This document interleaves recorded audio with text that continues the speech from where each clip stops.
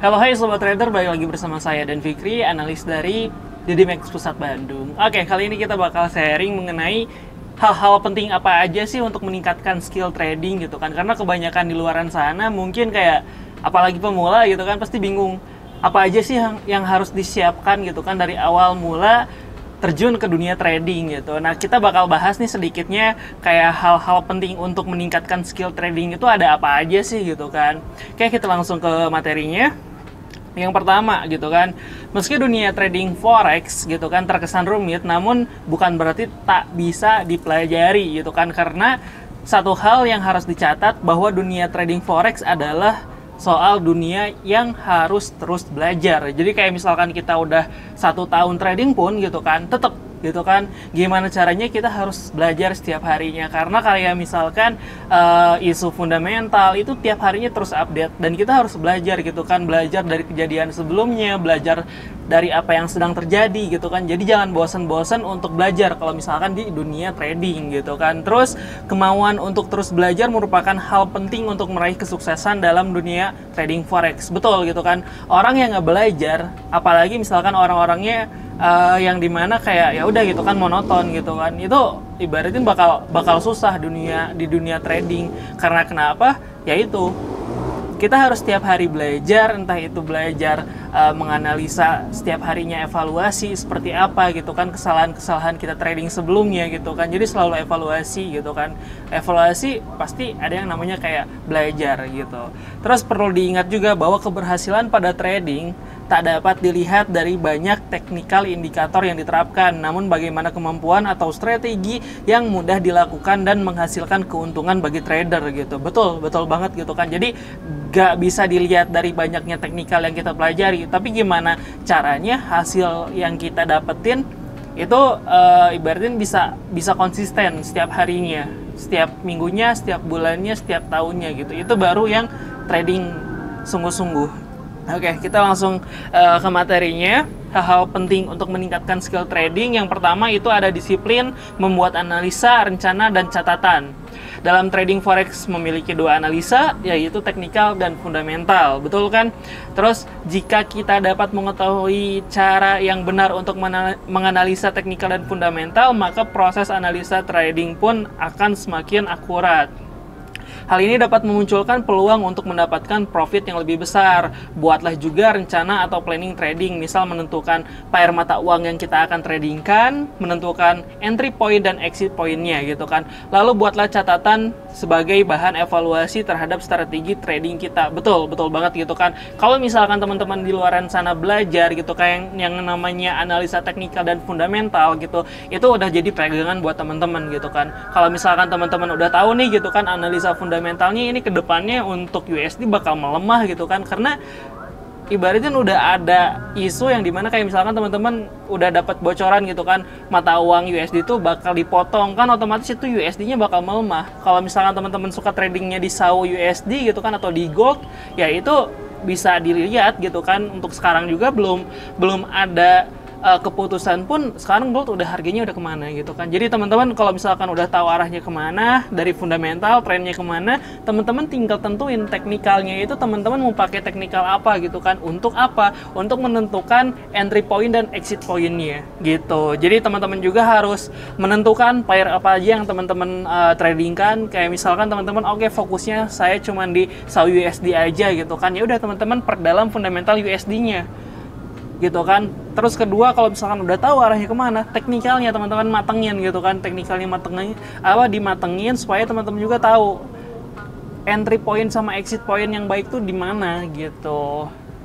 Terus setelah itu kita bisa langsung ke materi kedua. Setelah kita plan trading yang tadi gitu kan, teman-teman kelola juga resiko tradingnya. Banyak yang salah kaprah gitu kan, dan menganggap bahwa trading forex itu dapat memberikan profit yang fantastis. Namun jangan sampai melupakan bahwa trading forex pun memiliki tingkat resiko yang tinggi pula gitu kan.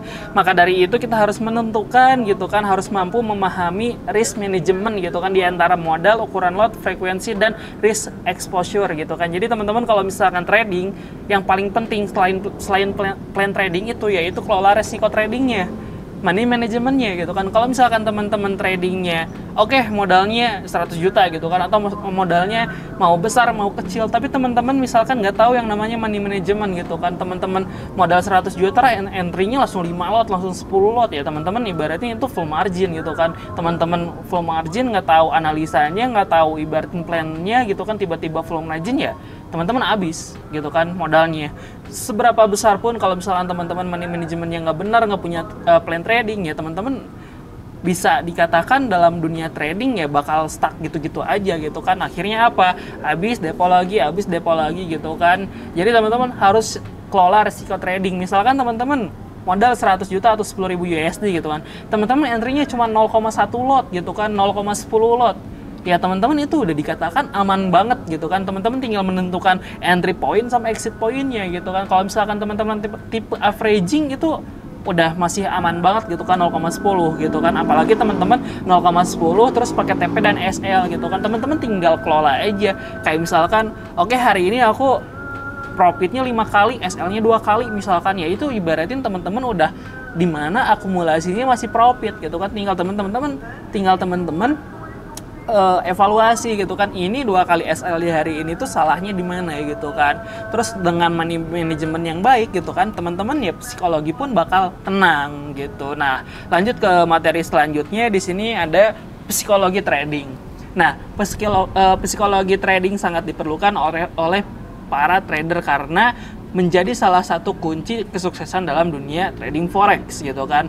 Trading apapun itu pasti kuncinya juga itu ada di psikologi gitu kan. Jadi psikologi trading mencakup emosi yang terjadi pada masing-masing trader gitu kan. Hindari masuk pasar apabila sedang dalam kondisi yang kurang stabil sehingga tidak mempengaruhi analisa ataupun strategi trading yang sudah kita terapkan sebelumnya. Jadi kalau misalkan teman-teman plan tradingnya udah ada, terus money manajemennya teman-teman juga udah dilakuin gitu kan dengan benar gitu kan, ya psikologi teman-teman juga bakal ikut gitu kan, bakal ngikut, yang dimana psikologi teman-teman bakal tenang gitu kan. Oh, ketika misalkan ke floating dikit ya teman-teman, oh paling ini ke floatingnya sampai sini gitu kan. Kalau misalkan udah sampai sini bakal bisa turun lagi atau naik lagi. Terus kalau misalkan ini harganya ketembus, analisa kita nggak bener, ya teman-teman tinggal opsinya kalau nggak pakai SL ya teman-teman harus berani cut loss. Nah itu gitu kan, itu yang namanya plan trading. Jangan sampai teman-teman kayak harga naik dikit teman-teman buy, harga naik turun dikit teman-teman sell gitu kan, yang dimana kayak teman-teman juga bingung, ini kok di buy turun, di sell naik gitu kan. Jadi teman-teman harus punya plan trading dulu gitu kan, sebagai bekal atau kunci dari teman-teman trading gitu. Terus yang kedua money manajemennya. Kalau misalkan money management teman-teman udah baik gitu kan, psikologi trading juga bakal baik gitu kan. Karena kayak ke floatingnya baru $50 gitu kan, $100 gitu ya, ibaratin ya itu kecil dari modal teman-teman misalkan 10.000.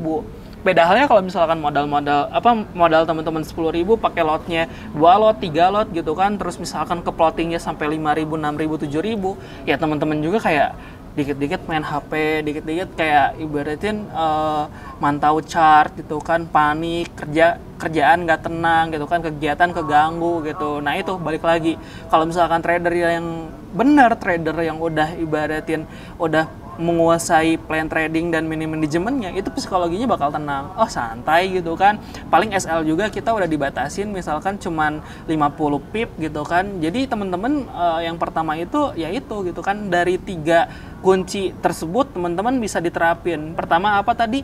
Plan tradingnya gitu kan. Terus yang kedua apa? Money manajemennya gitu. Terus yang ketiga terakhir psikologi tradingnya gitu. Jadi kalau misalkan dari aku pribadi sharing sama teman-teman perihal skill yang harus ditingkatin ya ini gitu kan. Selain teman-teman nanti di luaran sana belajar indikator, MA, Fibo gitu kan, BB gitu kan. Jadi teman-teman yang jadi pondasi itu ini dulu gitu kan. Kalau misalkan teman-teman udah punya pondasi ini gitu kan, insya Allah kedepannya teman-teman juga tradingnya bener gitu kan. Hasilnya juga bisa konsisten gitu. Asalkan apa? Konsisten dalam menerapkan 3 hal penting tadi gitu. Jadi mungkin cukup sekian dari aku. Jadi kalau misalkan teman-teman mau sharing atau ada yang mau ditanyain, boleh langsung ke kolom komen di bawah gitu kan. Terus jangan lupa juga subscribe dan like video ini ya. Oke, sekian dari aku Aden Fikri. Wassalamualaikum warahmatullahi wabarakatuh. See you.